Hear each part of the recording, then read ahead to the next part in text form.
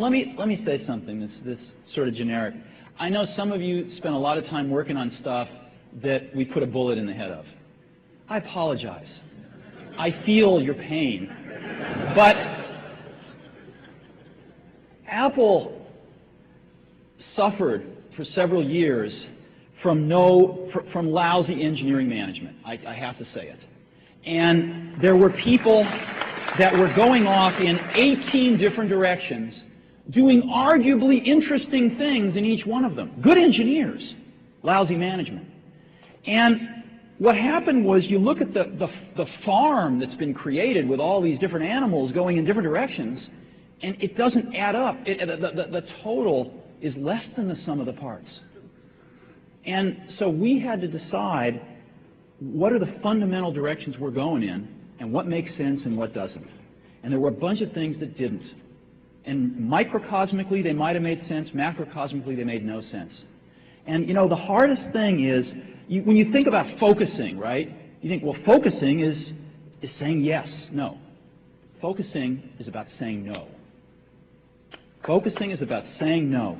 And you've got to say no, no, no. And when you say no, you piss off people. And they go talk to the San Jose Mercury, and they write a shitty article about you. You know? And it's really a pisser.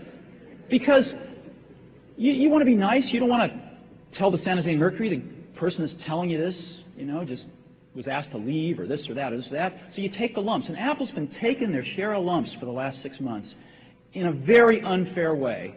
And it's been taking them, you know, like an adult. And I'm proud of that. And there's more to come, I'm sure.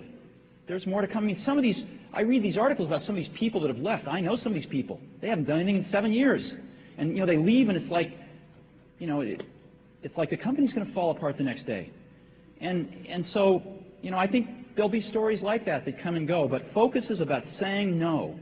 And the result of that focus is going to be some really great products where the total is much greater than the sum of the parts. And one of the keys to Apple is Apple's an incredibly collaborative company. And so, you know how many committees we have at Apple? No. 0. We have no committees. No committees. We are organized like a startup.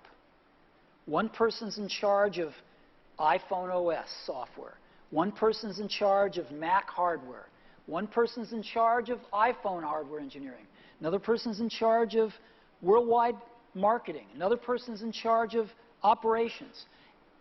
We're organized like a startup. We're the biggest startup on the planet.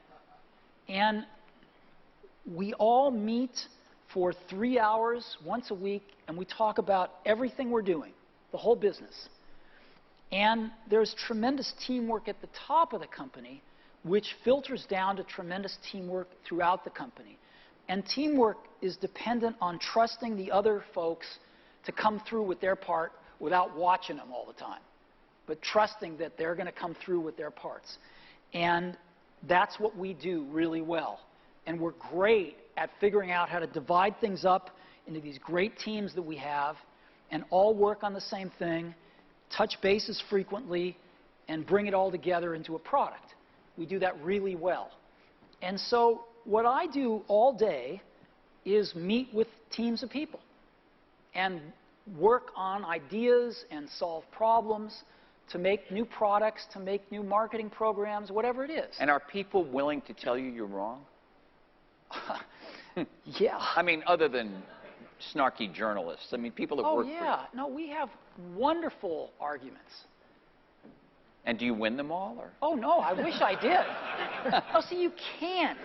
If you want to hire great people and have them stay working for you, you have to let them make a lot of decisions, and you have to be run by ideas, not hierarchy. The best ideas have to win. So, otherwise, good people don't stay. But you must be more than a facilitator who runs meetings. You obviously contribute your own ideas. I contribute ideas, sure. Well, why would I be there if I didn't? We've been back about 8 to 10 weeks, and we've been working really hard. And what we're trying to do is not something really highfalutin. We're trying to get back to the basics. We're trying to get back to the basics of great products, great marketing, and great distribution. And I think that Apple has pockets of greatness, but in some ways has drifted away from doing the basics really well. So we started with the product line. We looked at the product roadmap going out for a few years, and we said a lot of this doesn't make sense, and it's way too much stuff, and there's not enough focus. And so we actually got rid of 70% of the stuff on the product roadmap. I mean, I couldn't even figure out the damn product line after a few weeks. I kept saying, well, what is this model? How does this fit? And I started talking to customers, and they couldn't figure it out either. And so you're going to see the product line get much simpler, and you're going to see the product line get much better. And there's some new stuff coming out that's incredibly nice. In addition, we've been able to focus a lot more on the 30% of the gems and add some new stuff in that is going to take us in some whole new directions. So we are incredibly excited about the products. And I think we're really thinking differently about the kinds of products we have to build. And the engineering team is incredibly excited. I mean, I came out of the meeting with people that had just gotten their projects canceled, and they were 3 feet off the ground with excitement because they finally understood where in the heck we were going, and they were really excited about the strategy. In the same way, we, I think, have not kept up with innovations in our distribution. Well, I'll give you an example. I'm sure it was talked about this morning, but we've got anywhere from 2 to 3 months of inventory in our manufacturing supplier pipeline and about an equal amount in our distribution channel pipeline. So we're having to make guesses 4, 5, 6 months in advance about what the customer wants. And we're not smart enough to do that. I don't think Einstein's smart enough to do that. So what we're going to do is get really simple and start taking inventory out of those pipelines so we can let the customer tell us what they want, and we can respond to it super fast. And you're going to see us be doing a lot of things like that. Today is just the first of many things we're going to be doing with you. So we're going to be not only, I think, catching up to where the best of the best are in distribution, but we're going to actually be innovating and be breaking some new ground, I think, in the coming several months. And I'm pretty excited about that as well in the distribution manufacturing side of things. And that gets us to the marketing side of things. To me, marketing's about values. This is a very complicated world. It's a very noisy world. And we're not going to get a chance to get people to remember much about us. No company is. And so we have to be really clear on what we want them to know about us. Now, Apple, fortunately, is one of the half a dozen best brands in the whole world. Right up there with Nike, Disney, Coke, Sony. It is one of the greats of the greats, not just in this country, but all around the globe. And, but even a great brand needs investment and caring if it's going to retain its relevance and vitality. And the Apple brand has clearly suffered from neglect in this area in the last few years. And we need to bring it back. The way to do that is not to talk about speeds and feeds. It's not to talk about MIPS and megahertz. It's not to talk about why we're better than Windows. The dairy industry tried for 20 years to convince you that milk was good for you. It's a lie, but they tried anyway. And the sales were going like this. And then they tried Got Milk, and the sales have gone like this. Got Milk doesn't even talk about the product. Matter of fact, it focuses on the absence of the product. But the best example of all, and one of the greatest jobs of marketing the universe has ever seen is Nike. Remember, Nike sells a commodity. They sell shoes. And yet, when you think of Nike, you feel something different than a shoe company. In their ads, as you know, they don't ever talk about the products. They don't ever tell you about their air soles and why they're better than Reebok's air soles. What does Nike do in their advertising?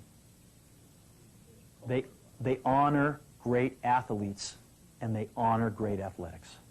That's who they are. That's what they are about.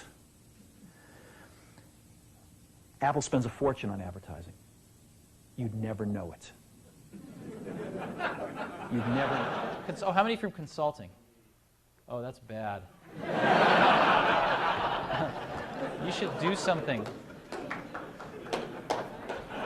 No, seriously, I don't think there's anything inherently evil in consulting. I think that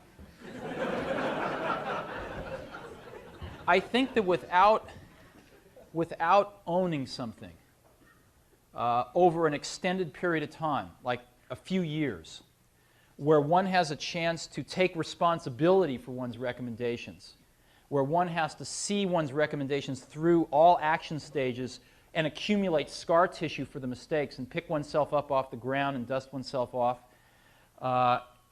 one learns a fraction of what one can.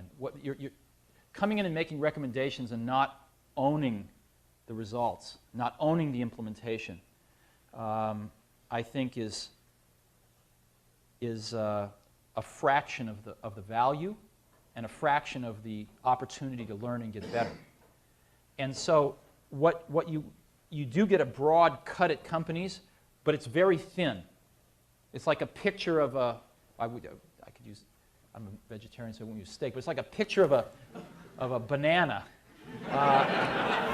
You might get a very accurate picture, but it's only two-dimensional.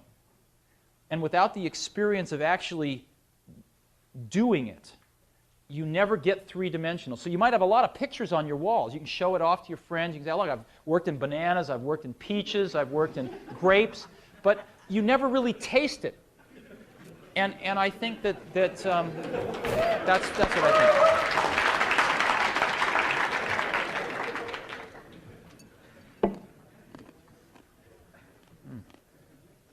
think. You're also a variable expense, and in hard times you find yourself